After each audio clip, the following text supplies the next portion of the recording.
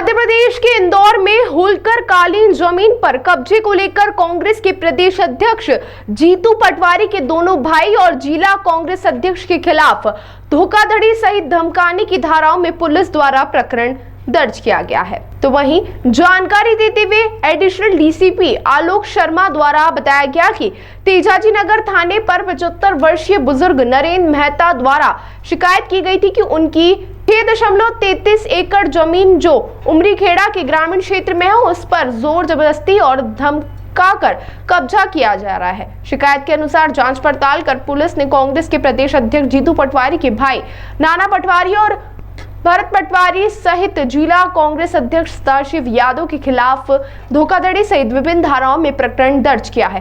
Police का कहना है कि यह जमीन होलकर कालीन साम्राज्य के समय खुश होकर एक अन्य व्यक्ति को दी गई थी, जिसके बाद उन्होंने इस जमीन को फरियादी को बेच दिया था और इसकी लिखापढ़ी भी की गई थी। पुलिस पूरे मामले में अब आरोपियों की तलाश में जुटी।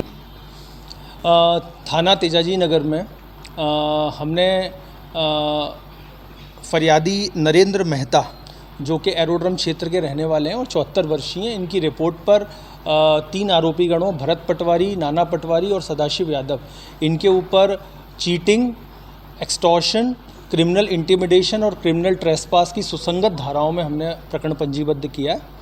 फरियादी जो नरेंद्र मेहता है, इनके द्वारा थाना तेजाजी नगर में एक आवेदन पत्र दिया गया था, जिसमें इनके द्वारा ये बताया गया कि इनकी एक ज़मीन है जो कि उमरीखेड़ा क्षेत्र में सर्वे नंबर 1, 2, 3, 4 जिसका रकबा कुल 6.33 एकड़ का है, उस पर अभी 29 मार्च को इन आरोपी गणों के द्वारा कब्जा कर लिया गया। साथ ही साथ में फरियादी को जान से मारने की धमकी दी गई और उससे रुपए की भी मांग की गई।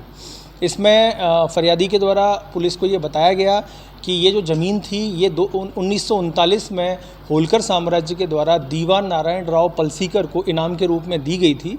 जो ज़मीन दीवान नारायण राव पलसीकर के द्वारा फरियादी के पिता को विक्रय पत्र के तहत जो है वो विक्रय विधिवत रूप से विक्रय करी थी और जिसके बाद वो फरियादी का कब्जा इस ज़मीन पर अनवरत रूप से चला आ रहा था।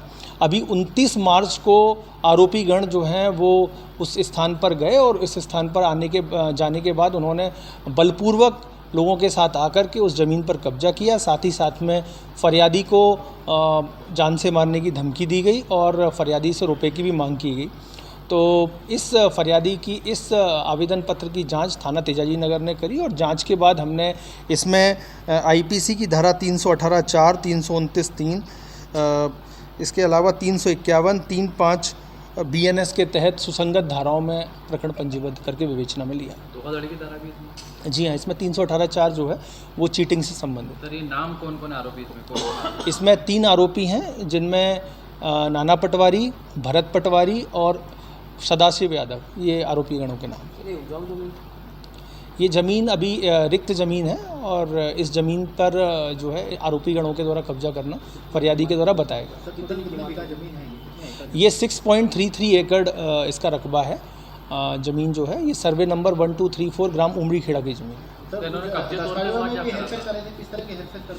फरियादी ने यह भी बताया है कि आरोपी गणों के द्वारा राजस्व रिकॉर्ड में भी हेरफेर किया गया है, उसमें भी डॉक्यूमेंट्स में भी छेड़छाड़ करी है और पुलिस ने इस संबंध में इन्वेस्टिगेशन कर रही है और जो भी हमको क्लूज़ मिल रहे हैं और उसके आधार पर हम इसमें और भी धाराओं का इजाफा कर सकते हैं।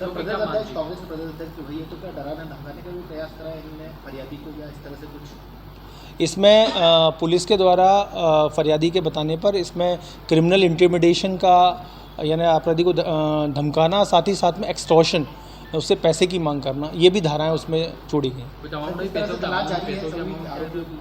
हाँ, आरोपी गणों की अभी हम लोग तलाश कर रहे हैं और इसके बाद इसमें जो भी विधि संगत कार्यवाही इन्वेस्टिगेशन के तहत अपेक्षित होगी वो हम ज़रूर करेंगे। अभी संख्या के संबंध में हम जानकारी नहीं दे सकते, लेकिन कुल मिला के ये है कि इससे पैसे की डिमांड की गई थी, ऐसा आरोपी गण के द्वारा बताया।